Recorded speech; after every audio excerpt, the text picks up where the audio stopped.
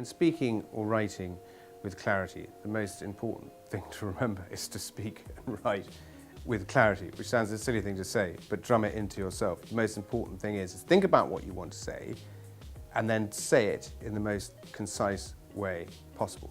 The only example I can draw with this is the best artists in the world that have ever lived, in 3 or 4 brush strokes, can capture the essence of a person or the essence of a view or a boat or whatever it might be. In the same way, the best writers can capture the most amount of information with the least amount of words. And so that would be, for me, the most important part about writing or speaking with clarity. So Mark Twain, apparently Mark Twain, said this. He would write, "I'm sorry I wrote you such a long letter. I didn't have time to write you a short one."